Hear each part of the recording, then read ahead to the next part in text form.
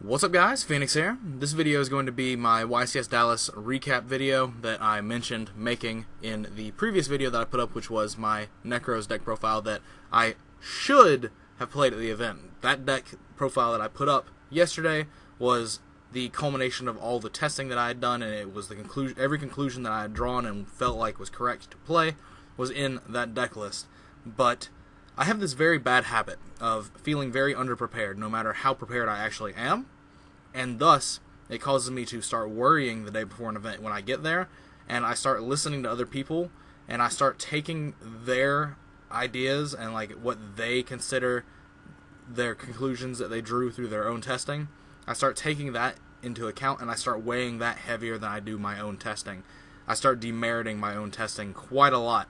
And it's honestly something I should probably just stop doing. I should probably learn to have more confidence in my own conclusions that I've drawn and go from there, because I don't have this problem when it comes to like regionals and stuff like that. It's literally only at YCS level events, and it's only at a very select few of them where I just feel like whatever I did in testing wasn't enough, and I start listening to other people when honestly I probably just shouldn't, and I should probably just go with what I already came to the event prepared to play. But ultimately, the deck that I did end up playing in Dallas is currently on screen right now.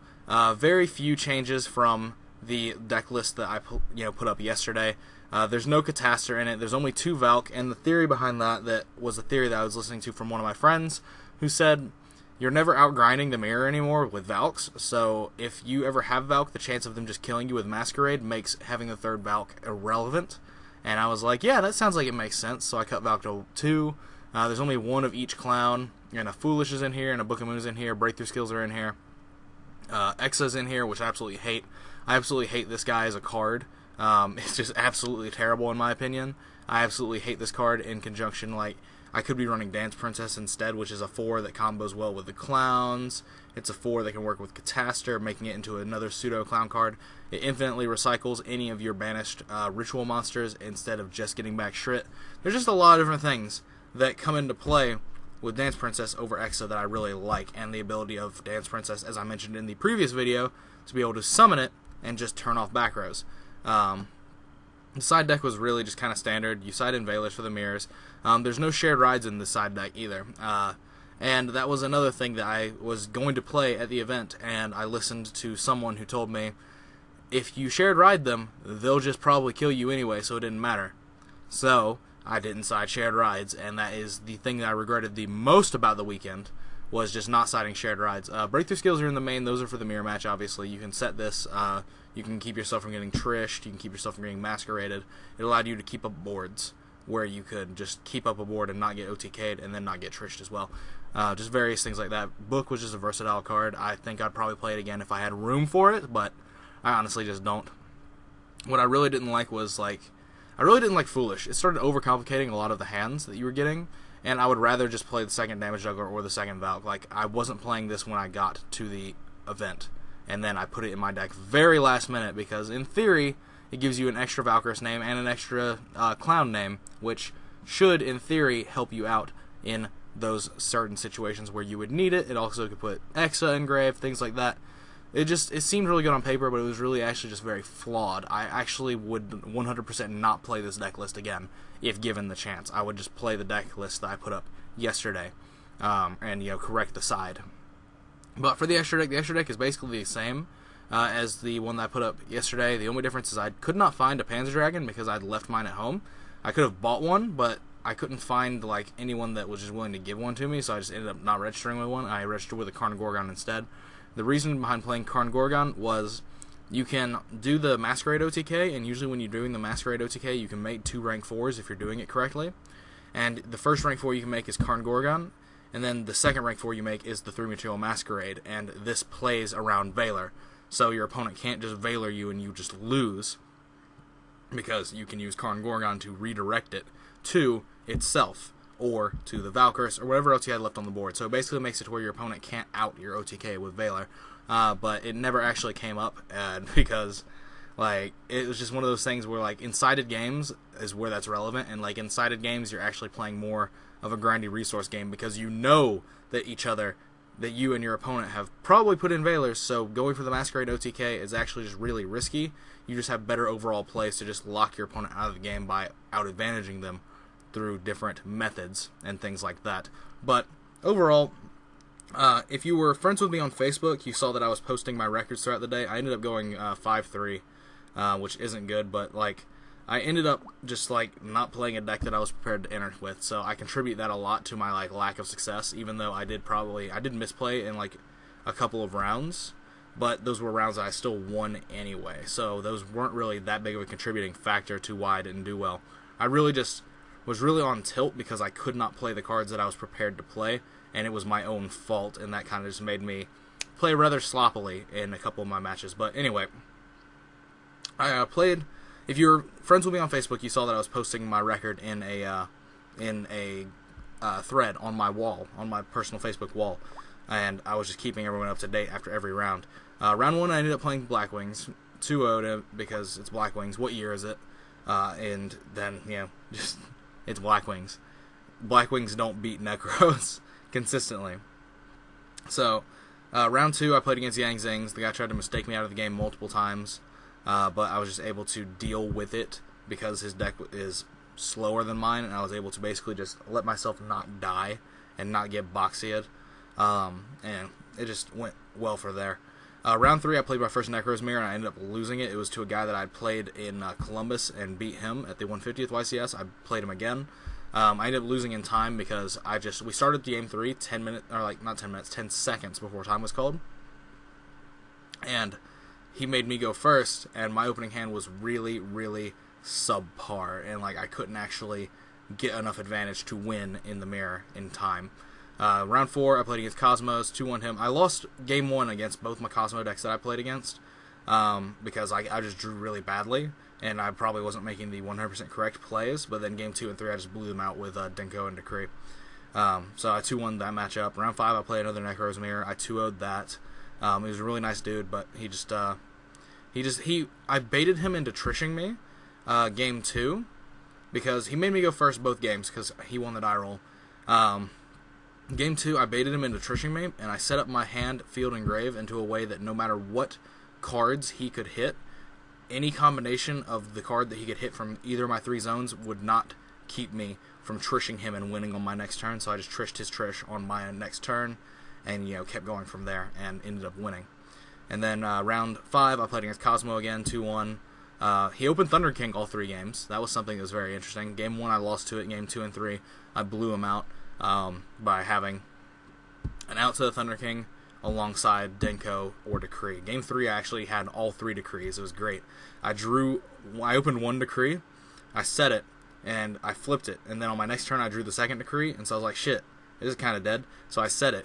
But then he in-phase E-Tellied Farm Girled, and then banished it to summon Slip Rider, and popped the Decree that I had set, or the Decree that I had face up. And then on his next turn, he set another card and passed, and I in-phase Decreed him again. And so then I draw for turn, and it's the 3rd Decree. So I set it, and I pass, and on his turn, he tributes the Slip Rider that's on his field to summon another Slip Rider out of his hand, normal summoning it, and targets my face-up Decree, and then I chain the 3rd Decree. And he's like, God damn it, man. So he can only out 2 of the Decrees. So that was a little bit of a luck beat skill there, but hey, it ended up working. And then, let's see here. I don't think I ever wrote down what I played against round 6. Oh, round 6 was Cosmo. Wait, I have messed up my numbers here. Okay, 4 was the first Cosmo. Round 5 was the 2nd Nekroz mirror. Round 6 was the 2nd Cosmo. Okay, I messed up the number on my own status. So it just kind of went from 5 to 7. And I was like, where did 6 go? But round 7, I played another Nekroz mirror with Tyree Tinsley. I've played Tyree at 4 different major events, and we always play mirror matches. I've played him in a Dragoni Ruler mirror. I've played him in a Nekroz mirror now. I've played him in a Mermail mirror, and I've played him in, I can't remember what the first one was, but it was way back in the day. I think it was probably Dino Rabbit mirror. No, it was a Wind-Up mirror. That's what it was. But I've played him at 4 different major events, and I've never won a match. I've always been able to win 1 game, and it's always the same. Like, he'll always win game 1 because I drew really, like, subpar. Then game 2, I'll win, and then game 3, we'll both open really well, but he'll just blow me out with some play that I don't see coming. And it's actually just really nice It's actually really cool, and we always sit after every match and just chat with each other and just talk theory and stuff like that, and it's really enjoyable. It's probably the most enjoyable loss I ever take in Yu-Gi-Oh! Is when I take a loss to Tyree, because we sit down and we just sit and chat because we know each other at this point. And we just talk theory back and forth. We just ask questions between each other about plays that we made, things like that, what we would change about a play, stuff like that. So it's a very healthy learning experience doing so in that mindset and that setting. But then round 8, I ended up playing against the Skill Drain deck featuring Burning Abyss. This guy opened Tour Guide Skill Drain going first both games, and ended with Double Dante Skill Drain, and he just flipped it in my draw phase. And then game 2, he had Tour Guide Skill Drain plus a mistake, so I literally could not win because I had no out to it, and it was very discouraging. That was my 3rd loss at that point. I dropped at 5-3, and I was just like, I can't believe that I just drove to Dallas, played a deck that I was not prepared to play, and then just went 5-3 because I was preparing so much for Dallas, and I was very confident in my ability to do well when I was leaving Georgia to go to Dallas. But then somewhere along the way, I just lost all the confidence I had and started taking elements from everyone else's playtesting and putting it into this weird amalgamation of a deck that I've got sitting in front of us here. But anyway, overall it was a really nice trip. Had a wonderful group of people in my hotel room with me. We went around to a few different nice, just little restaurants. Went to In-N-Out Burger a couple times. Went to Saltgrass Steakhouse a few times. Things like that. I just had a lot of friends surrounding me. Unfortunately, a couple of my friends had their stuff stolen over the weekend. That's unfortunate. I really hate that. It really made me kind of upset for them. But, I mean, things happen. If you don't wash your things, you're going to get them taken from you. That's how it works. But overall, I really enjoyed the trip. It was a nice little vacation. It was a nice little getaway. And I didn't like the driving. Every time I go to Dallas, I tell myself I'm not going to drive again. But every time YCS Dallas rolls around, here I am finding myself driving to Dallas again, for a 12-hour drive each way, and it's a pain in the ass. But anyway, that's all for this video. That's just a hopefully quick recap of just like the weekend and how it went for me. It was very fun. I would definitely do it again, but if I was able to do it again, I would definitely not play this deck list. This deck list, I hate it. I absolutely hate it. It just makes me really mad even just looking at it, because I was prepared, but then I decided not to be by changing what I was willing to play into what I did play. But, I mean, you win some, you lose some. But anyway, that's all for this video. As always, guys, thanks for watching.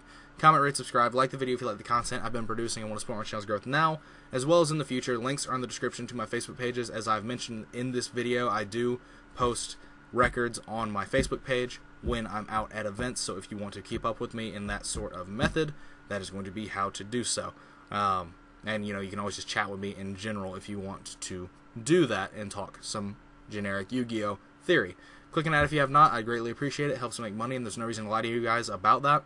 It furnished me with this wonderful new microphone and this new HD webcam that I'm filming with right now, and it will only do more furnishing things. It will only be furnishing more things to up my my production quality. I need to get a second monitor still. I need to get a better under fan for my laptop, and then by that point I should be able to start doing some live streaming, which is something that a lot of you guys have messaged me asking me if I want to do it, and it's definitely something I'm interested in doing because I really want to do live streaming, because it just seems like a really fun thing to try and get into.